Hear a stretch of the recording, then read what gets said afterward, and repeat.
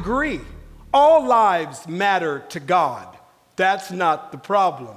The problem is we are in a broken, upside-down world. We are in a sinful, sinister, divided, dysfunctional world where all lives don't value the same.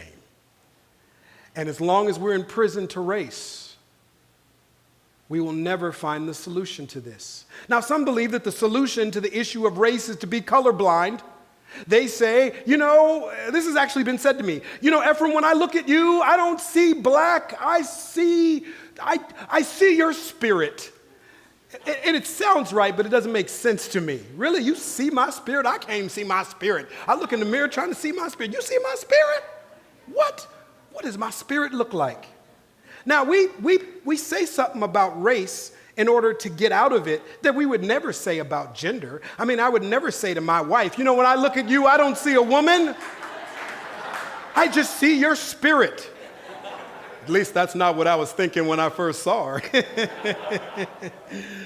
her. The solution to the dilemma of race is not color blindness. It's reconciliation. It's righteousness.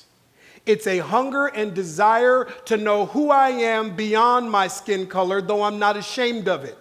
It's to know who I am beyond my broad nose, though I'm not ashamed of it. It's to know who I am beyond my used to have kinky hair, but I'm not ashamed of that either. I look in the mirror and I see beauty. I see ability. I see passion. I see God's wondrous design, but I'm not limited by that because Jesus wasn't limited by that.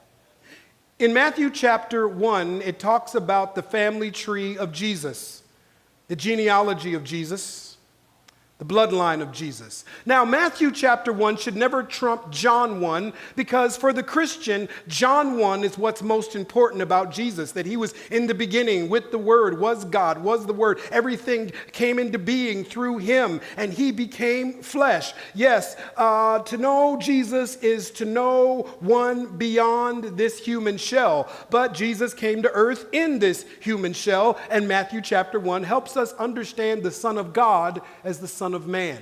Now, in his bloodline is mentioned a woman named Tamar. Tamar was a Canaanite woman, according to Genesis, which means she would have been a descendant of the cursed people because Canaan, the grandson of Noah, was cursed by Noah. She would have been a cursed, marginalized, second-class woman, but she's in the bloodline of Jesus.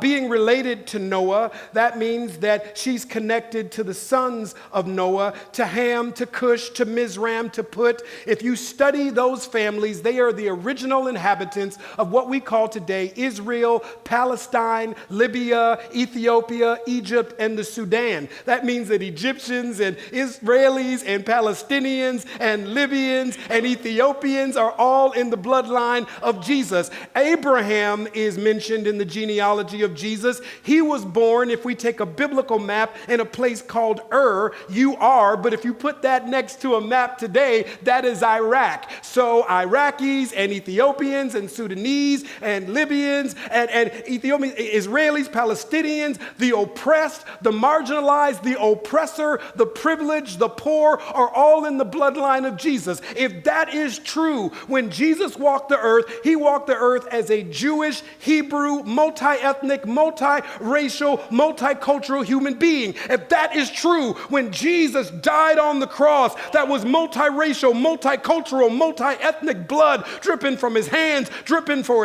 his head, hitting the foot of the cross. We can literally say that Jesus died for all of our sins because all of us was flowing through him.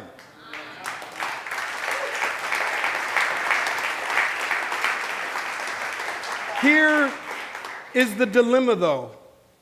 We took this Jesus and this Son of God, and yes, we crucified him, but then we did something that is kind of weird, doesn't make much sense. We took the crucified and resurrected Christ, and we incarcerated him in the prison of the race matrix, and we made him Western and white, quite pretty and handsome, with beautiful blue eyes. I mean, it looks innocent in and of itself. I mean, what's wrong with that Jesus? I mean, he looks innocent. He looks pure. He looks beautiful. He is everything that our culture says is handsome. There's no acne on Jesus. No mole. No birthmark on this Jesus. This Jesus, I don't know if it was Noxzema or what it is, but just beautiful, wonderful skin, this Jesus that we've incarcerated into the prison of race. And we wonder why this Jesus can't solve the dilemma of race. Because he's a counterfeit Jesus. Now, I'm not arguing to you that Jesus should be black, because that would just be moving Jesus from one prison cell to another prison cell in the same penitentiary. I'm not arguing that we should make Jesus red or Jesus yellow or Jesus brown. I just want the authentic Jesus, because I think the authentic Jesus could be the reconciling solution to the dysfunction and the disease of racism. As long as we are in the matrix of race, we have to decide which group is smarter, better, more valued. Who's on top, who's in the middle, who's on the bottom.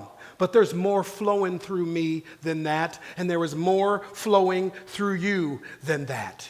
There is Haitian, there is Cherokee, there is Irish, there is Ku Klux Klan, there is slave, there is free, there is wealthy, there is oppressed flowing through me. And I wonder if the more I know who I am, the more it will inform who I am to be. Maybe that's why I had to pastor a multiracial church, because there was more in me. Maybe that's why I have to build bridges between the rich and the poor, because there's more in me. That's why I have to travel the world, because there's more in me. That's why I have to touch poor kids in Dandora, Kenya, or Soweto, South Africa, because I'm discovering more in me. And the more that I know what's in me, the more I discover my mission. What if you knew who you were?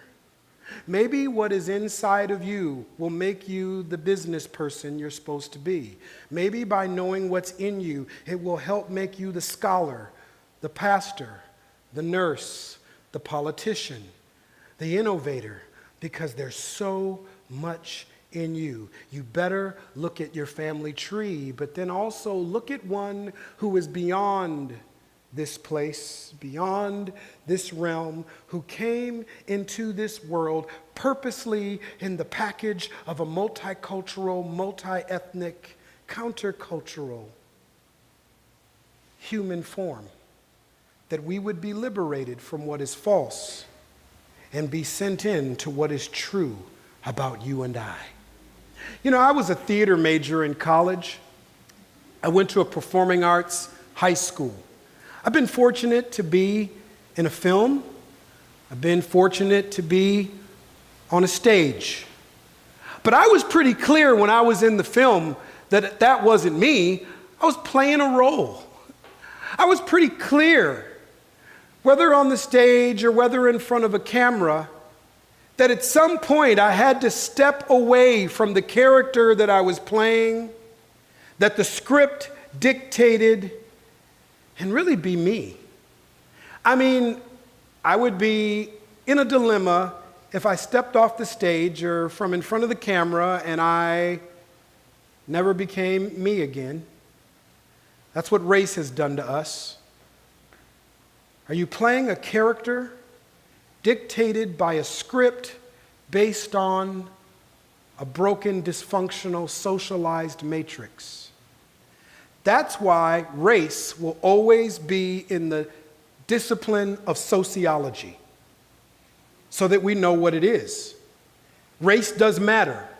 Race has real effects, and in the discipline of sociology, we must study it deeply and care about it, but it's not how you solve the issue. That's why we need anthropology. That's why we need genealogy. But I'm crazy enough to believe what we really need is the right theology. We can build bridges. We can tear down walls by simply becoming who we were always meant to be from the inside out.